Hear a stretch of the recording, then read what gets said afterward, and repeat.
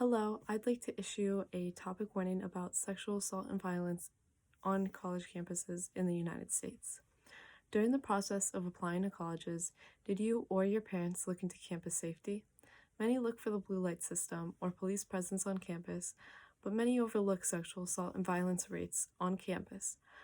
And many don't know is that these crimes are falsely reported by the school administration. As a college student who actively pursues victim advocacy on the topic of sexual violence, I have educated myself on topics like consent, government policies, and administrative failures with statistics and data that support my research and data. Like many other women, I feel unsafe walking through my college campus alone. Women are held to the stereotype of being overly anxious, even though threats to our safety are copious.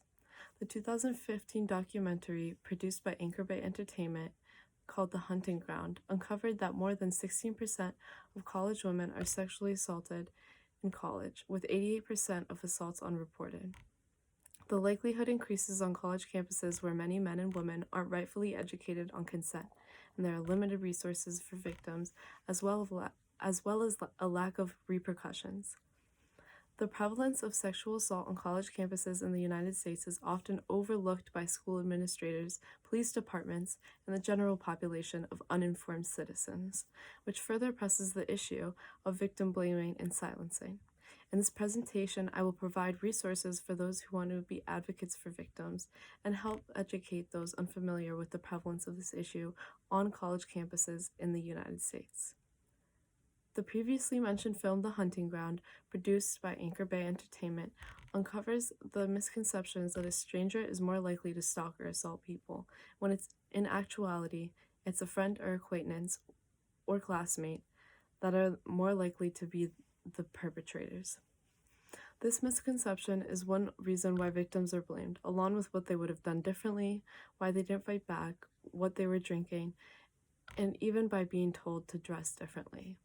Additionally, once administration knows about an assault, there are rarely repercussions for the perpetrator. Often the victim is one who leaves the school for lack of safety from the individual. University administrations have an obligation to fundraise for the school, and to do so, it's best to keep crime rates reported low on campus. An example of this is that 45% of colleges report having 0 reports of sexual assault on campus. The fight is over giving back the voices of those attacked versus saving the public face of the university. Instead of fixing the core issues by standing up for the community being attacked. According to Alvin Lida, a reporter for the University of South Florida Oracle, published on July 8, 2020 by College Media Network, a Google document with over 200 accounts of alleged sexual assault on women and men occurring on the USF campus was created. Within a day, the media took over and issued more complaints to the president with no avail. The police department's role in silencing and victim blaming will now be discussed. Many undereducated people on the topic of sexual assault speak wrongly on the subject, which further perpetuates the silencing of victims, along with the notion that sexual assault, specifically on college campuses nationwide, is not a pressing issue. Unfortunately, both school administrative repercussions and police activity on sexual assault cases are limited and too kind on the perpetrators. In the film The Hunting Ground, after being discouraged by the school, many don't further report to the police. When in the departments, many don't want to take on sexual assault cases, leading to only 26% of rapes leading to arrest, and only 20% being prosecuted. The time it takes for prosecution also leaves gaps of time for perpetrators to attack again, and for evidence to be deemed insignificant during cases, leaving victims drained after years of fighting and no upheaval of justice served. The film also explains that the university sweeps the issue of sexual violence under the rug so that donors and alumni aren't alienated from financially supporting the school. Under the Title IX laws, gender equity and the right to an equal education are protected, and schools in violation may have their financial support revoked for public schools. This shows economic incentive to underreport these crimes or evade reporting them at all.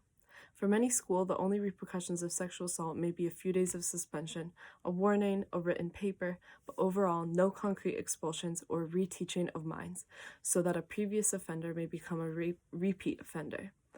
According to Alvin Lita, a reporter for the University of South Florida Oracle, published on July 8th, 2020, the issue that came to light is that these stories have previously been ignored by the USF staff, all of whom are required to report sexual violence as soon as they hear of it. Divya Kumar, a writer for the Tampa Bay Times, published on July 2nd, 2020, wrote that by not reporting the series of assaults that had to go viral to get notice to all the students, it creates instances where the same man can assault more people, obviously unsafe. Through the Twitter accounts, it was revealed that this happened, and over 30 girls were assaulted by the same man, a member of fraternity Sigma Nu, who had not yet been charged for these alleged crimes. There are ways that people can participate in victim advocacy and make a change. Although, according to the Department of Justice for the United States Bureau of Justice Statistics report from January 2015, is that among four-year academic institutions with 2,500 students or more, 75% employ armed officers and 10% increased that in the last decade. Even though the presence of police is on campus, the risk of being a victim of sexual assault has not changed, as the facts remain the same. Acquaintances are the most common perpetrators, consent isn't being taught, and a lack of repercussions by administrations and wrongdoings by them. And perpetrators of these crimes are allowed to walk because of the police, the government, and universities. Some people are never educated on consent or healthy sexual and personal relationships and are often abused without having knowledge about it, or are the abuser, but are never taught morals and boundaries. I advise everyone to self-educate using credible sources, to educate those around oneself, using social media and other forms of public platforms to inform as many people about consent as one can. Another important tactic is to write to state representatives, the Title IX office, and school officials listing your discomfort with the current lack of resources available to students wanting to report, or the lack of repercussions enforced. Another topic to ask about is formal consent education classes. Be provided for the Greek and athletic students, as according to the film The Hunting Ground, less than 4% of college men are student athletes, yet they commit 19% of assaults on campus. And the moral high ground in higher education, when it comes to enforcing these rules upon fraternities and the athletics department, is inadequate. Asking for a zero tolerance policy for sexual assault or violence is also a good rule to enforce. Those who speak on the subject of sexual assault with wrongful knowledge further the issue of gaslighting and silencing victims, along with projecting the notion that sexual assault on college campuses is not a pressing issue, when it is. Even though the fight for women advocacy for sexual assault has gone far, the fight for minority groups like LGBTQ, POC, and male advocacy is still limited and discourages many from reporting. It could be used to help stand up for the underrepresented and demand equality and standards for safety for women on college campuses. Thank you for listening.